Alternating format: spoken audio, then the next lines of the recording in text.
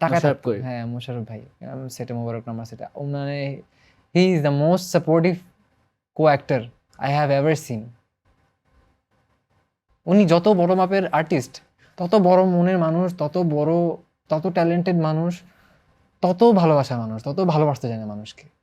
উনি আমার শুটের পরে সবাইকে ডেকে বলছে আমি এঞ্জেলের সাথে আরো কাজ করতে চাই। এভাবে আমাকে ডেকে বলছিল যে তোর মধ্যে কি জানি একটা আছে, আমি বুঝি না, জাস্ট তুই তোর মতো থাক, কিছু শিখতে চাইস না, কেউ কিছু শিখাতে চাইলে শিখিস না, যেমন আছিস তেমন থাক। উনি শর্ট দিয়ে এসে আমাকে বলতে এঞ্জেল ঠিক দিছি না শর্ট, আমি বলছি, কে কাকে জিজ্ঞেস করতেছে।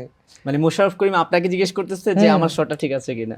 বসে আছি ওই যে কোর্ট রুমের সিনে মোবারক নামায়, বসে আছি, উনি শর্টটা দিয়ে আসছে, মানে উনি তো একটা মুডে থাকে, তো এরপরে উনি এরকম করতেছে এরকম করছে, আমাকে দেখে ঠিক আছে না এমনি, আমি বলছি ভাই আপনি আমাকে জিজ্ঞেস করতেছেন, তাতে বেটা বকা দিয়ে দিছে।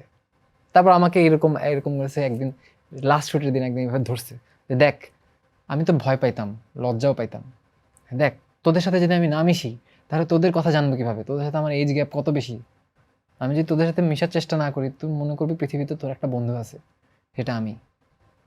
এগুলো তো কত বড় পাওয়া বলেন। ছোটবেলা থেকে দেখে আসতেছি মোশাররফ করিমকে, স্যারকে, সরি স্যারকে ছোটবেলা থেকে দেখে আসতেছি, এগুলো অনেক বড় বেশি পাওয়া, আসলে কিছু একটা না থাকলে তো আসলে কিন্তু কি আছে এটা জানি না।